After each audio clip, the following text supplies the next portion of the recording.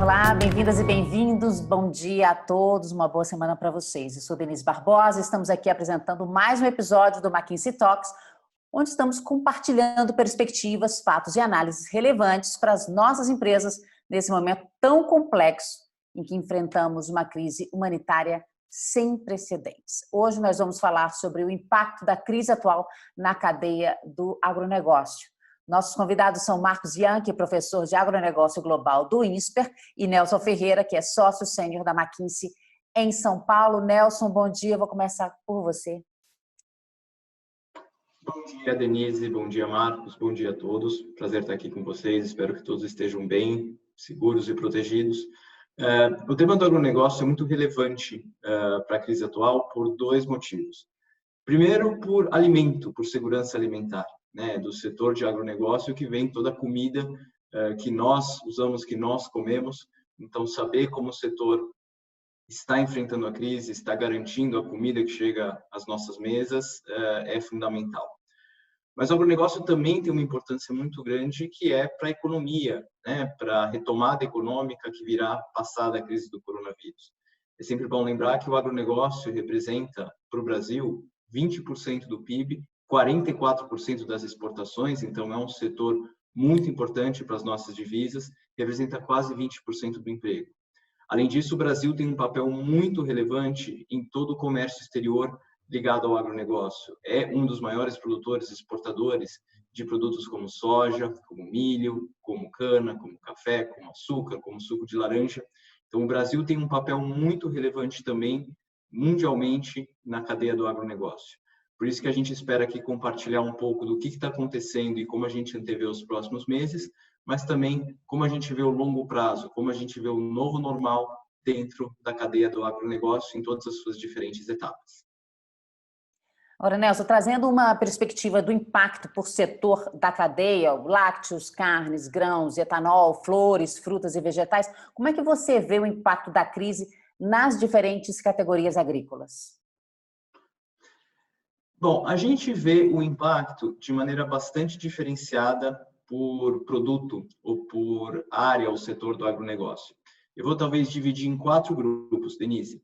Eu acho que tem um primeiro grupo que é composto principalmente pelos grãos. Então, estamos falando aqui de soja, estamos falando de milho, estamos falando de cereais, em que o impacto até é bastante limitado, né? Nós tivemos, inclusive, em reais, o preço da soja e do milho subindo, e alguns produtores têm, inclusive, antecipado o aumento da produção e aumento de compra de insumos para se aproveitar desse aumento do preço em reais. Então, o setor de cereais como um todo é um setor que esperamos pouco impacto de demanda, talvez até aumento de demanda. As pessoas em casa comem mais massa, comem mais produtos industrializados, e impacto limitado em oferta. Este talvez seja o primeiro grupo. O segundo grupo é puxado pela demanda desses grãos, que é todo o grupo de insumos. Então, estamos falando de fertilizantes, estamos falando de sementes, estamos falando de defensivos agrícolas. Esse setor, até agora, tem mantido uma demanda forte, tem mantido uma alta forte dos pedidos. Ele corre um pouco mais de risco do lado da oferta. Vamos lembrar que uma grande parte dos insumos que chegam no Brasil são importados. E ainda há uma certa dúvida se as cadeias de suprimento, especialmente internacionais, vão continuar se mantendo dada essa crise. Existe um certo risco de oferta, embora até agora ele não aconteceu. Esses dois setores que eu falei são setores que, por enquanto, tiveram impacto quase que nulo em relação à crise ou muito limitado. Outros setores, por outro lado, têm tido um impacto mais forte. Então, um setor que tem sido afetado é o setor de carnes e de proteína animal, não só porque existem questões sanitárias, muitas vezes na oferta e no abate desses frigoríficos, como existem desafios no lado da demanda. Toda crise, você apresenta uma redução, muitas vezes, de consumo de carne e uma troca por outros alimentos mais baratos. Da mesma forma, o consumidor muitas vezes troca uma carne mais nobre por uma carne menos nobre. Isso também afeta, às vezes, a demanda de alguns desses alimentos. O setor de lácteos, ele também tem sido afetado. Primeiro, por uma troca por marcas mais baratas, como eu falei. E segundo, porque por serem produtos mais perecíveis, as pessoas muitas vezes compram menos, porque as nossas idas aos supermercados têm se tornado menos frequentes do que em situações normais. Então, o setor de lácteos é um setor que também sofre. No último grupo, que talvez seja o grupo que esteja mais a risco e que requer mais atenção, são determinadas commodities, como, por exemplo, o algodão. O algodão ele acaba sofrendo no lado da demanda, porque a demanda por indústria têxtil, por vestuário, ela cai. A gente compra menos roupa, a gente compra menos artigos ligados à indústria têxtil, e isso, obviamente, afeta o algodão. E o algodão natural, ele compete com fibras que são derivadas do petróleo. Como o preço do petróleo está muito barato, fibras, por exemplo, como o poliéster, como o nylon, também ficam mais baratas. Isso também acaba incentivando o algodão. O setor de cana é um setor que deve ter dificuldades em função da retração, especialmente da demanda de etanol. As perspectivas contam que cerca de 50% da demanda já diminuiu de um mês para o outro pela redução do número de viagens, pela redução dos deslocamentos nos centros urbanos e entre cidades. E, finalmente, o setor de maquinário é um setor que talvez também esteja sujeito a um risco alto, porque muitos fazendeiros, eles resolvem comprar os seus equipamentos, as suas peças, em situações de maior bonança, né? Em situações em que eles têm mais sobras de caixa para comprar, e agora todos estão guardando esse dinheiro por liquidez. Além disso, muitas vezes a oferta e o trabalho em revendedoras e em distribuidores acaba ficando afetado. Então, esse é um setor que também pode sofrer um pouco mais com a crise. Incrível essa queda de 50% do etanol, mas, bem, pensando bem, já era quase que esperada, né? Ô, Nelson, eu queria que você complementasse, falando um pouquinho sobre o impacto ao crédito e à logística para o agronegócio. Perfeito, Denise. Bom, logística é talvez um dos pontos principais que vai garantir a passagem por essa crise. Até agora, pelo menos no transporte doméstico, nós temos visto poucas rupturas, poucos exemplos de um impacto muito grande. Vimos sim que algumas rotas rodoviárias têm tido até um aumento de frete, porque alguns caminhoneiros não têm trabalhado ou não encontram comida, muitas vezes em postos de gasolina ao longo da estrada, ou muitas vezes até deixam de fazer alguma manutenção no seu caminhão, porque não encontram uma concessionária aberta, e isso tem prejudicado algumas rotas, mas isso tem sido muito pontual. De uma maneira geral, o transporte logístico terrestre, tanto rodoviário quanto ferroviário, quanto fluvial, tem se mantido bastante forte nessa crise. A grande dúvida em relação à logística diz respeito aos portos e ao impacto disso para comércio exterior. Vamos lembrar novamente que muitos dos fertilizantes que chegam no Brasil chegam dos Estados Unidos, chegam da Rússia, chegam do norte da África. Muitos dos defensivos agrícolas são compostos por moléculas que vêm da Índia, vêm da China, vêm dos Estados Unidos. Existe uma certa incerteza sobre a manutenção desses portos. Até agora eles têm se mantidos, mas a gente já houve também situações, por exemplo, na Argentina, como o porto de Timbués, que é um porto agrícola importante, que chegou a fechar por alguns dias em função do coronavírus. Situações e rupturas como essa podem trazer problemas para a cadeia de suprimentos, mas até agora ele tem se mantido. O crédito que você perguntou é outro fator muito importante. Todos sabemos que o setor agrícola é muito dependente do crédito, ele precisa desse capital de giro para a gestão das suas operações. Nós temos visto vários casos de bancos públicos e privados não só oferecendo mais crédito, como alongando prazos de pagamento. Nossa estimativa é que bancos privados já chegaram a colocar quase 40 bilhões de reais em linhas de crédito disponíveis para o agronegócio, seja em empréstimo, seja em alongamento de prazos de pagamento. O próprio Ministério da Agricultura tem anunciado alguns bilhões de reais específicos para pequenos produtores, pequenas revendas, pequenos distribuidores. Acho que esse dinheiro ainda não chegou na sua totalidade, na sua efetividade, lá na ponta da cadeia, que talvez a gente mais precisa. Mas, claramente, esse é um setor tão fundamental para a economia brasileira, para a crise, pelos motivos pelos quais discorremos, que fatalmente o governo deve priorizar esse setor como um dos principais a serem socorridos em caso de emergências.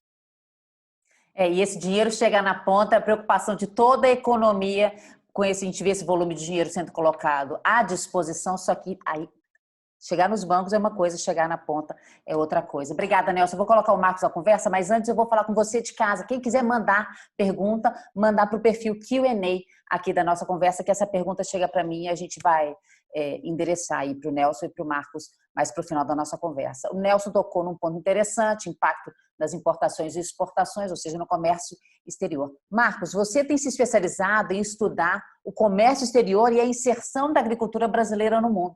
Como é que você vê as mudanças e os riscos para o comércio exterior depois do anúncio de possíveis rupturas nas cadeias de suprimento de alguns países? Bom dia, Denise. É um prazer estar com vocês, é um prazer estar com todos esses ouvintes hoje. Eu acho que esse é um dos maiores riscos, né? A gente tem que lembrar da última crise, que foi 2007, 2008, e depois ela se repetiu em 2010, 2011. Foi uma crise de alta de preço de petróleo, de alta de preço de commodities em geral. Tivemos quebras de oferta na Austrália, na Argentina, diversos países. Naquele momento, por conta das altas de preços, teve todo um movimento de restrições alimentares pelo mundo, que inclusive terminou com a Primavera Árabe, né? Foi uma das consequências em 2011, exatamente, que diversos países impuseram restrições às exportações, tentando formar estoques, né? Então, eu acho que nesse momento a gente vive uma situação bastante parecida, principalmente na Ásia e na África, né? Existe já um tracker hoje que acompanha que está acontecendo pelo mundo afora, pelo OMC, pelo IFE, por algumas áreas aí, e a gente tem em torno de 20, 25 países hoje que estão impondo restrições, principalmente na área de grãos e de leguminosas, né? Esse é o caso da Rússia, do Cazaquistão, da Ucrânia, Índia, Vietnã, Sérvia, pelo lado da demanda, China, Turquia, Egito. Então, existe toda uma preocupação em relação ao fluxo de mercadorias, porque diversos países tentam privilegiar o consumo doméstico e evitar que ocorram aumentos muito grandes de preços. E ao fazerem isso e ao colocarem restrições, eles afetam a segurança alimentar de outros países, né? Então, eu acho que o risco que existe hoje é que uma crise de saúde vire uma crise econômica e vire também uma crise de segurança alimentar pelo mundo afora, né? Eu acho que esse é um ponto muito importante, a gente tem que tomar muito cuidado. Recentemente, a própria OMC, a Organização Mundial do Comércio, junto com a FAO e com a Organização Mundial da Saúde, fizeram uma declaração conjunta alertando para esse problema do risco de obstrução de cadeias logísticas e pela necessidade de manter os fluxos de comércio funcionando pelo mundo afora. Eu acho que o G20 também fez uma declaração nesse sentido. Portanto, há uma preocupação muito grande com a fluidez do comércio internacional. Marcos, e como esses movimentos podem afetar a segurança alimentar nesse momento de crise, principalmente nos países em desenvolvimento? Qual que é o papel do agro brasileiro nesse contexto todo? Olha, eu acho que é uma preocupação muito grande nesse momento, porque a crise está chegando ainda nos países em desenvolvimento. Você veja que ela começou por alguns países mais ricos da Ásia e a China, né? Depois ela foi lá para a Europa, foi lá para os Estados Unidos. Agora que ela está chegando na Índia, lá na Indonésia, em todos aqueles países hiperpopulosos do sul da Ásia, do sudeste da Ásia e da África também. Começam a aparecer casos, né? E começam a aparecer casos em regiões que são superpopulosas, né? Então, é muito difícil fazer a contenção nesses países. Você imagina o que é fazer o lockdown lá na Índia, que tem 400 milhões de pessoas informais, né? Onde 50 milhões de pessoas tiveram que voltar para suas casas e fizeram grandes movimentações lá de gente pelo país, né? Eles acabaram de anunciar que vão distribuir 5 quilos de grãos para 800 milhões de pessoas. Imagina o que é isso? 5 quilos por mês de grãos, isso dá quase 5 milhões de toneladas por mês de distribuição de ajuda em espécie, né? Então, eu acho que o problema é realmente muito grande, é um problema global, né? E afeta muito o problema lá das crianças, com a suspensão das merendas pela falta das escolas, né? Hoje em dia, acha-se que há cerca de 250 milhões de crianças sem a merenda nesse momento, né? Então, em todo o mundo. Então, eu acho que há uma preocupação extremamente grande com garantir a segurança dos alimentos, que pode ser uma crise que se sucede ao coronavírus. Eu acho que o Brasil tem um super papel a cumprir nessa área, pelo fato que nós somos o terceiro maior exportador hoje, né? Com cerca de 100 bilhões de dólares em exportações todos os anos para 200 países. Então, a gente tem um papel a cumprir nessa área que a gente vai ter que exercer agora nesses próximos meses, eu acho que é extremamente relevante.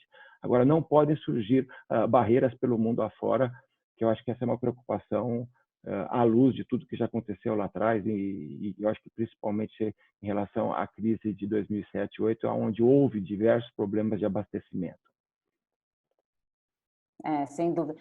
O Nelson, um dos elementos que estão impactando o setor é a mudança no comportamento de consumo das pessoas frente aos lockdowns e as incertezas econômicas. A gente não sabe, não consegue ver assim um palmo na frente. Como é que a McKinsey tem observado como principais mudanças no consumo alimentar? Denise, acho que o consumo alimentar tem reagido à crise em diferentes aspectos, né? A gente tem visto que as pessoas elas têm consumido mais produtos industrializados, mais derivados de grãos, mais massas, mais carboidratos, até mais doces, até porque as pessoas se permitem uma certa indulgência nesses momentos mais difíceis, né? Não é difícil imaginar que todos nós vamos sair um pouquinho mais gordinhos desta crise, dado que em casa comemos mais e fazemos menos exercícios. Mas vários desses produtos, eles têm crescido. É interessante notar que alguns países, Denise, por exemplo, nos Estados Unidos e na própria Europa, houve um aumento de demanda pontual também, por exemplo, por suco de laranja, porque é um produto que contém vitamina C, que contribui para a nossa imunidade. Então, isso levou alguns consumidores e supermercados a estocarem e a comprarem para passarem essa crise. Então, são exemplos de alimentos que já tiveram uma pequena mudança notada nos últimos meses. E outros produtos que não são alimentos, como produtos de higiene, produtos de limpeza, que todos nós compramos e estocamos para guardarmos nas nossas casas, para justamente enfrentar a crise. Produtos derivados, por exemplo, de bebidas alcoólicas, cigarros, vestuário ou produtos mais elaborados, comidas, queijos, carnes, iogurtes mais elaborados, esses tiveram um certo decréscimo. Inclusive, interessante observar, no caso, por exemplo, da China e na Itália, que são países que estão há algumas semanas na nossa frente, no tocante à evolução dos casos e ao comportamento. Isso aconteceu lá também, né? Esse efeito de você focar a sua compra nos produtos realmente de mais urgente necessidade e evitar compras discricionárias. E, ao mesmo tempo, você trocar marcas mais caras por marcas mais baratas, justamente porque você está se preservando para uma crise potencialmente bastante forte. Então, esses são alguns dos elementos de consumo de alimentos que nós podemos observar tanto em países que já estão mais avançados em relação à crise, quanto aqui no Brasil mesmo. Agora eu queria entender com vocês um pouco mais sobre a perspectiva de médio e longo prazo, se é que é possível, né? Eu acabei de falar que está difícil da gente ver o futuro, mas essa perspectiva tentando construir cenários para o setor agroalimentar no mundo pós-Covid-19. Quais são as mudanças e implicações dessa crise para um setor agrícola como um todo? Vou começar com você, Nelson. Perfeito, Denise.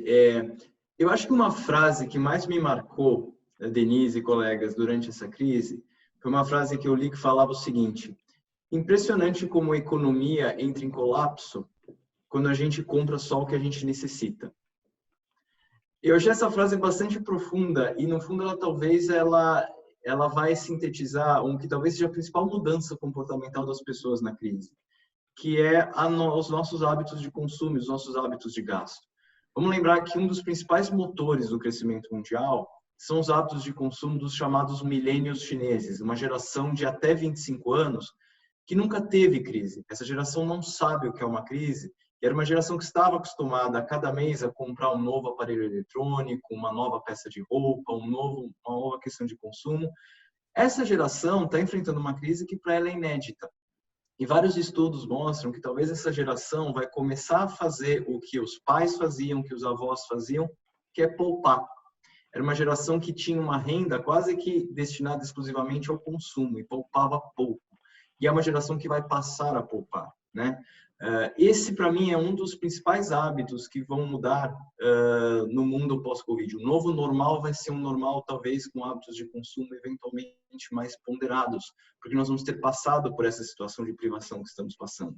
Da mesma forma, eu acho que vai ser comum hábitos de higiene que, por um bom motivo, se popularizaram agora, que permaneçam. Talvez seja comum nós irmos a aeroportos, às ruas e vermos as pessoas de máscaras ou com álcool gel. Da mesma forma, esta conferência que estamos fazendo aqui, ela também vai se popularizar. É natural que as pessoas, quando saiam da crise e caminhem para esse novo normal, vão de uma forma mais natural e mais confortável conjugar trabalho remoto com trabalho físico, conferências com contato físico. Isso é outra mudança que acontecerá. O que isso quer dizer para a agricultura, que é a sua pergunta, né? Eu acho que tem algumas mudanças que já estavam acontecendo e que agora passaram por um ponto de ruptura e não tem mais volta. Uma delas é a digitalização. Então, existia já uma tendência maior por interações digitais, compras digitais, modelos analíticos. Isso vai acelerar brutalmente em toda a cadeia agrícola, desde fornecimento de insumos, originação, produção, transporte, rastreamento. Então, essa é uma tendência que vai ser muito forte e estamos sendo obrigados a nos tornarmos mais digitais por causa dessa tendência. Existe toda uma nova geração de agricultores, de consumidores, que não estavam acostumados a interagir remotamente ou a utilizar tecnologias digitais e agora precisam fazer isso para sobreviver, né? O mundo novo, eles não vão voltar a ser analógicos, eles vão conviver com esses dois mundos de uma forma muito intensa. A segunda tendência que nós vemos é consolidação. É natural em toda crise que você leve uma onda de consolidação a posteriori, porque muitas empresas, muitos jogadores, especialmente os menores, acabam sofrendo por uma questão de liquidez, por uma questão de dificuldade de passar a crise. Então, isso gera uma maior consolidação, que é algo que já estava acontecendo no setor, em toda a cadeia, em todas as etapas da cadeia, né? Toda crise leva a uma revisão de padrões de gestão de risco, de padrões de finanças. Isso aconteceu em 2008, 2009, isso deve acontecer de novo agora, para que as empresas elas se voltam para dentro, elas reveem um pouco os seus padrões. E até um detalhe interessante que eu queria terminar, dependendo do cenário que você acredite para essa crise, você até pode ter uma situação interessante para o Brasil, porque vamos lembrar que o grande volume da produção brasileira ele é plantado no segundo semestre e colhido no primeiro trimestre, né? A gente já passou por isso. Ao passo que no hemisfério norte é o contrário. O hemisfério norte está plantando agora e vai colher daqui a pouco, que é o pico da crise, né? Então pode até ser que para a produção no Brasil, por uma questão temporal, a gente seja menos afetado do que outros países que têm um ciclo de commodities agrícolas que está mais focado agora no período mais intenso da crise, que é o segundo trimestre. Então, talvez isso até abra oportunidades para a nossa economia e para o nosso crescimento no segundo semestre, se a gente, estou batendo na madeira aqui, acredita que daqui a alguns meses essa crise arrefeça. Super interessante o que você falou, o Nelson, perdão. Agora, você, Marcos, o que muda nas relações entre governos e nas instituições multilaterais em relação à movimentação de alimentos? Olha, eu acho que a grande mudança, que vai ser uma mudança realmente profunda, é a questão da sanidade, sabe? Eu acho que a gente passou muito tempo falando de segurança alimentar sobre a ótica de volumes que o mundo precisa, onde o Brasil é um dos grandes supridores, e sempre essa questão da sustentabilidade e da produção em termos volumétricos. Eu acho que o que vai mudar daqui para frente é a questão da qualidade dos alimentos, da sanidade dos alimentos. Esse é um tema muito importante, porque tanto a Covid como várias outras epidemias anteriores, como o caso da SARS, da MERS, do Ebola, do AIDS, todas elas têm origem em zoonoses, né? Então, eu acho que o que vai mudar é agora muito maior combate ao risco de transmissão de doenças de animais para pessoas. Isso aconteceu em toda a história, mas com a globalização, isso hoje aumenta muito pelo mundo afora. O risco é eminente, quer dizer, não é somente esse problema atual, podem vir outras pela frente, e o mundo não estava em absoluto preparado para isso, né?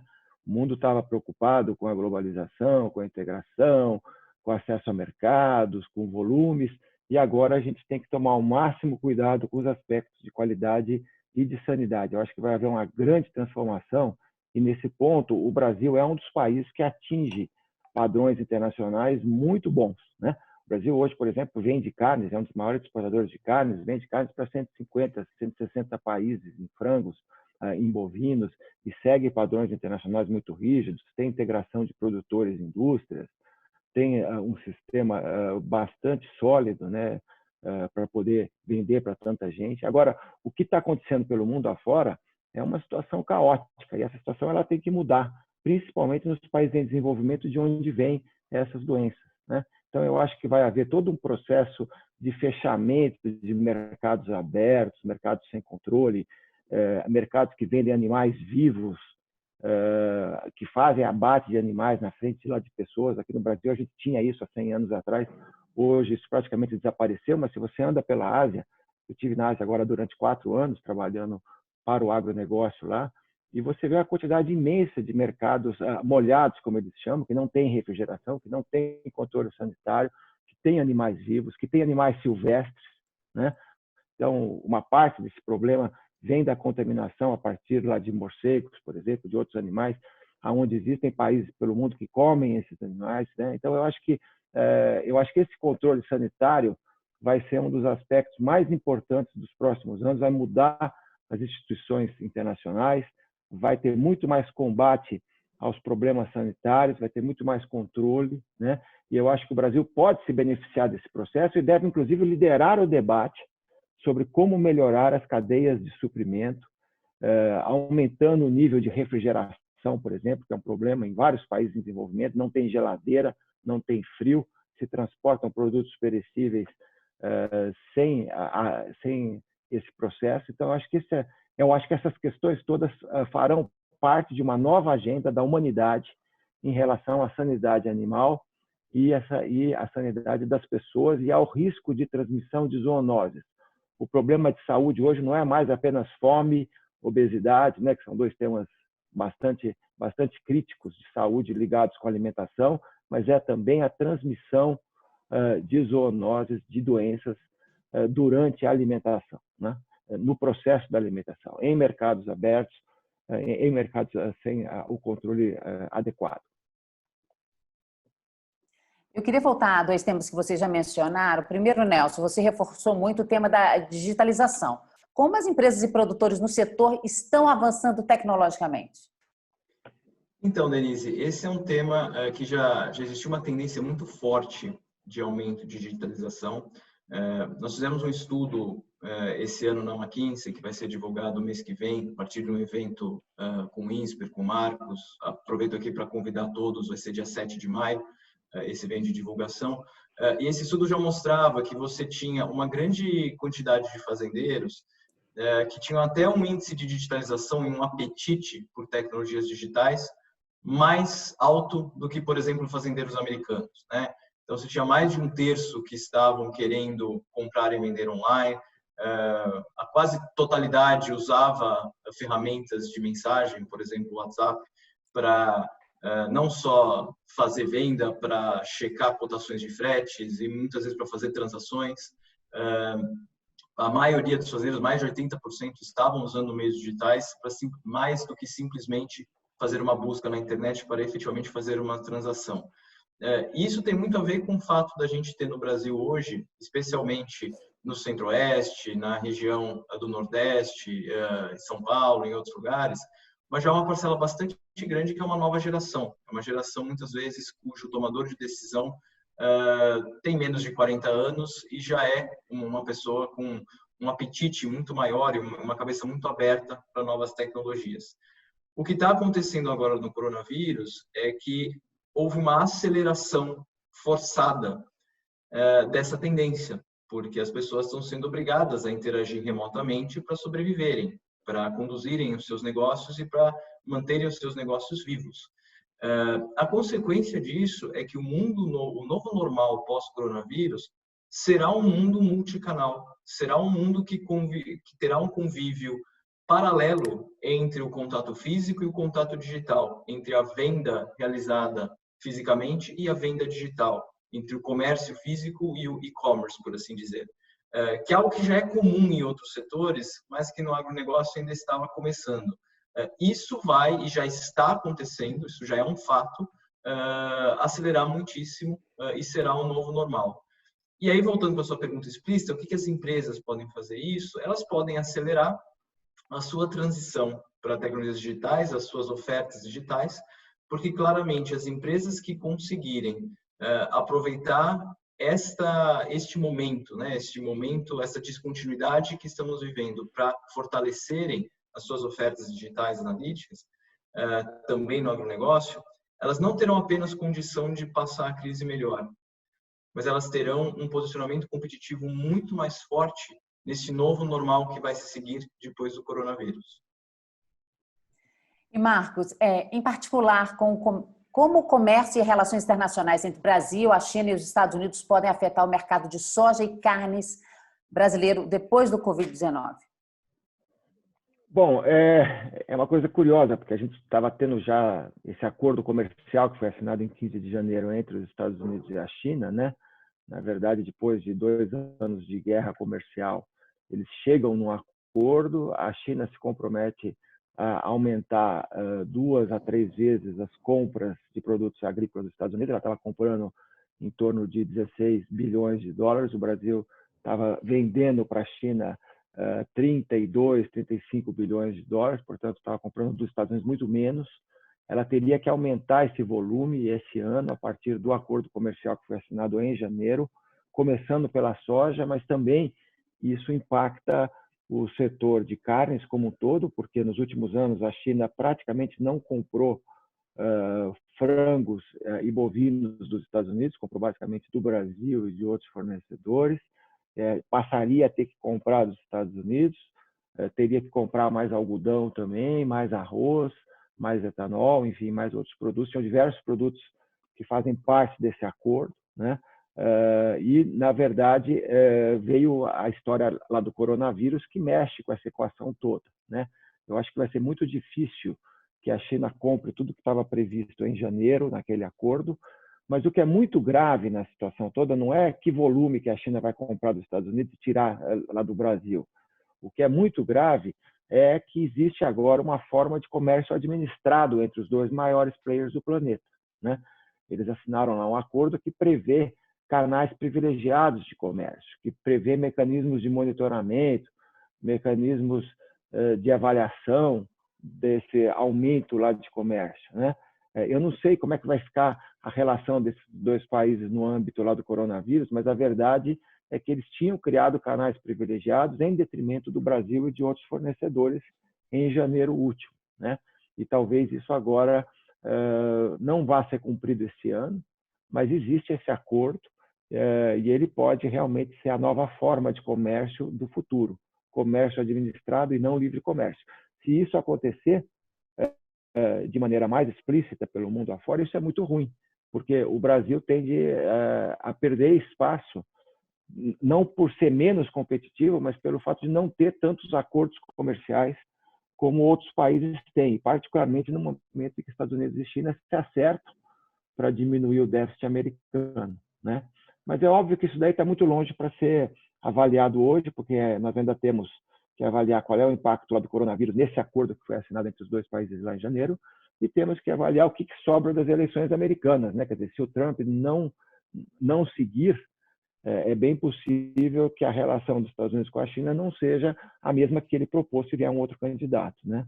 Então, eu acho que a gente tem algumas variáveis esse ano, que é o impacto do coronavírus no mundo e na China. A gente tem que ver o que é essa retomada da China, se ela vai comprar preferencialmente dos Estados Unidos como estava previsto, e temos que olhar o que as eleições americanas definem como o novo equilíbrio entre Estados Unidos e China, se houver troca nos Estados Unidos.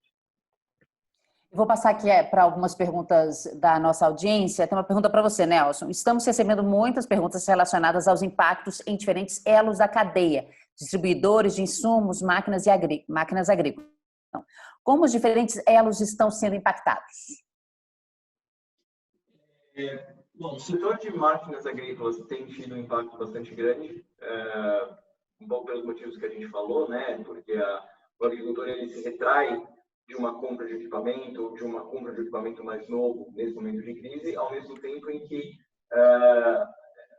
você muitas vezes tem uma interrupção em revendas, em lojas localizadas no interior do país, pelo efeito do coronavírus, né? Então, o setor de maquinário, ele tipicamente é um setor que sofre bastante crise. Ele já é um setor volátil por natureza.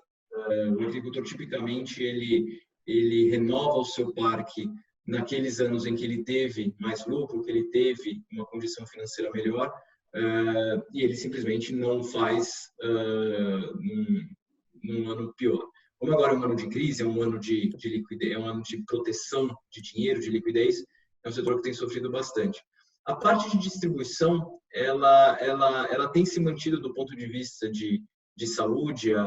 Você vê ao longo do Brasil, e muitos dos nossos clientes relatam que elas continuam se mantendo, porém aquelas revendas menores, aquelas revendas com menor condição financeira, menor liquidez, menor solidez, elas também têm um risco maior durante esse momento, essa situação, né?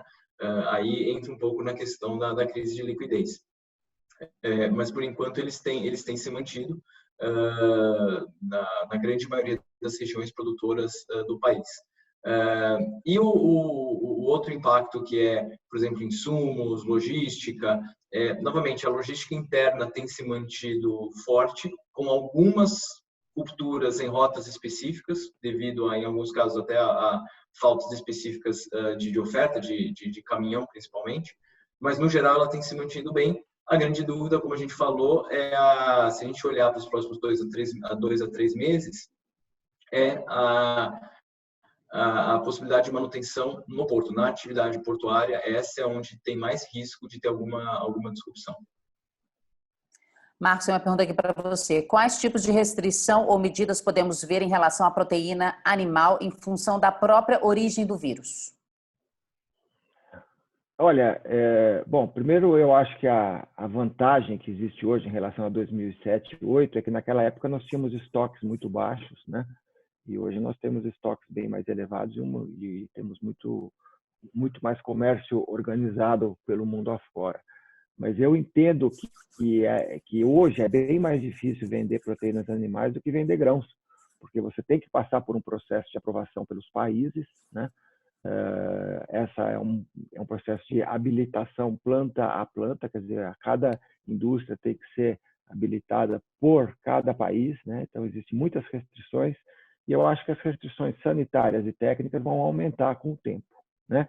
Isso pode ser bom para a gente, na verdade, não ruim, porque como a gente hoje atende esses requisitos, já somos o maior exportador de carne bovina em volume, de carne de frango, somos o terceiro maior lá de suínos. Eu acho que a gente pode se beneficiar se a gente fizer reformas domésticas importantes nessa área, dando mais agilidade ao processo de habilitação de plantas que o Brasil tem, reformando legislações sanitárias que precisam ser revistas.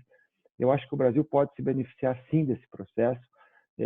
O mundo vai ser bem mais criterioso no mundo das proteínas animais, e eu acho que isso é bom, porque hoje é uma bagunça, né? Hoje você anda realmente pelos países em desenvolvimento, você vê mercados que não têm controle sanitário nenhum, você vê pessoas convivendo com abate de animais a céu aberto, né? Então, eu acho que essas coisas vão ser muito mais controladas de fato daqui para frente. E aqui no Brasil a gente tem todo um sistema de integração produtor-indústria, onde, por exemplo, em suínos e aves, as indústrias fornecem todas as tecnologias que o produtor precisa, a nutrição lá dos animais, todos os medicamentos, assistência técnica, num sistema de muita ligação entre produtor e indústria. As cooperativas aqui elas são muito fortes, a gente já exporta há muitos anos, já tem toda uma tradição exportadora, portanto, o Brasil deve liderar esse debate de que a gente não tenha tanta heterogeneidade nas cadeias de suprimentos de proteínas animais e que a gente caminhe para sistemas mais modernos, porque quanto mais moderno for, quanto mais isso for através de animais com controle sanitário, com estabulação, com bem-estar lá dos animais e tudo isso, melhor será para controlar eventuais doenças lá no futuro. Então, acho que a gente tem que realmente falar sobre esse assunto lá fora, e diminuir a heterogeneidade que há em todos os mercados de proteínas animais pelo mundo afora, e particularmente na Ásia e na África. O Nelson, tem uma pergunta aqui sobre digital. Onde o digital vai ser mais usado? Agricultura de precisão, gestão? Nos dois, eu acho que será usado nos dois, Denise, mas o grande crescimento está na gestão. Tá? Você já via uma busca por agricultura de precisão, por você usar ferramentas analíticas, por exemplo, para otimizar o seu trato, para otimizar o rendimento da sua lavoura, para selecionar híbridos para o seu plantio. Isso vai continuar, mas o grande salto que a crise trouxe é na parte de gestão, é na parte, por exemplo, da administração da fazenda e da interação com seus fornecedores e com seus clientes. Você, por exemplo, só para dar um exemplo concreto, na China, se você entrar no principal canal de e-commerce, que é o Alibaba, você consegue comprar glifosato, que, enfim, é um defensivo agrícola pelo próprio Alibaba. Isso ainda era um sonho aqui na América Latina, ou mesmo em alguns lugares dos Estados Unidos. E talvez isso agora acabe. Então, no dia a dia, a sua compra de insumos, a sua compra de peças, a sua contratação de frete, a sua interação virtual com o representante de vendas, a sua originação, o seu aconselhamento, você vai fazer isso de forma virtual. Não quer dizer que as interações físicas vão sumir, pelo contrário, mas elas vão ter que coexistir com esse mundo multicanal. E essas interações, inclusive, eu acrescentaria, pela forma como os agricultores se financiam, a forma pela qual os agricultores contratam crédito, também sofrerá uma revolução através de tecnologias digitais, com uma forma nova de você interagir e contrair crédito. Então, o mundo novo vai ser um mundo que terá ambos os canais, ambos os contatos físico e digitais convivendo juntos, né? E essa foi a principal mudança que a crise está alavancando. Marcos, nosso tempo está acabando, mas dá tempo aqui de mais uma perguntinha para você. Ó. Você vê um risco maior para aumento de barreiras tarifárias e não tarifárias, restringindo o nível da globalização que o mundo alcançou? Eu acho que sim, né? Porque é exatamente o que está vendo. Quer dizer, quando a gente vê que 20 países do mundo colocaram restrições às suas exportações de grãos, de oleaginosas, de laticínios, de outros produtos, quando a gente vê que países importadores também querem formar estoques, vão tentar privilegiar os seus agricultores, as pessoas vão ficar com medo de produtos importados, né? Então, eu acho que é por isso que tem que ser feito todo esse trabalho de alertar para que o comércio continue funcionando, porque existe quase que um casamento, por exemplo, entre a América do Sul e Ásia nessa área. Eles têm muita gente, 50% da população está numa área que representa 6% da área lá do planeta, quer dizer, uma área extremamente concentrada, com muita gente, com poucos recursos naturais. É preciso ter comércio para resolver o problema de segurança alimentar. Então, a gente tem que evitar que aumentem essas barreiras e que dificulte-se o comércio lá no futuro. Exatamente por isso que a gente tem que propagar que produtos resfriados, produtos congelados, cadeia fria, integração produtor-indústria são elementos fundamentais para a saúde da população. E é exatamente o que a gente hoje vende quando a gente exporta os nossos produtos. E é exatamente o que não existe nesses países hiperpopulosos que têm ainda falhas nas cadeias lá de suprimento, principalmente no aspecto da refrigeração de produtos, né? Então, eu acho que barreiras não tarifárias é um problema, principalmente em produtos perecíveis, e que deve ser uma das grandes bandeiras do Brasil, na OMS, na OMC, na FAO, para mostrar que a solução do mundo é mais tecnologia, é mais controle, é mais medicamento, é mais nutrição animal, né? De maneira que a gente tenha sistemas mais bem controlados que evitem esse problema lá das doenças e que evite barreiras não tarifárias. Marcos, muito obrigada pela sua presença aqui com a gente. Nelson, você também super obrigada, foi muito proveitoso. Eu aprendi bastante aqui e eu queria agradecer a vocês de casa que passaram aqui os últimos 45 minutos com a gente. Amanhã, em nosso próximo episódio, vamos ouvir a colaboração e uso de dados na indústria telecom. Nossos convidados são André Guerreiro, diretor de inteligência de mercado e diretor de analytics do grupo Claro Brasil. o Márcio Carvalho, que é diretor de marketing do Grupo Claro Brasil, e a Marina Cigarini, que é sócia sênior da McKinsey em São Paulo. Para você conhecer nossa agenda completa, vá a www.mckinseytalks.com. Lá vocês podem assistir os episódios anteriores e amanhã esse episódio de hoje vai estar lá disponível para você também. E você também encontra o acesso para as nossas versões em áudio no Spotify. Então dá tempo para um tchau rapidinho, Nelson, seu primeiro, depois passo para o Marcos. Muito obrigado, Denise, obrigado, Marcos, obrigado a todos, boa semana a todos e protejam-se. Marcos. Muito obrigado a todos, muito obrigado, Denise, fico muito contente de poder participar desse evento e acho que a gente tem que discutir de verdade esses assuntos que foram ditos aqui hoje, são assuntos importantes de política pública que a gente vai ter que realmente tratar nesses próximos anos. Tá ótimo. Muito obrigada a vocês dois e a vocês de casa. A gente se vê amanhã. Um abraço, até lá.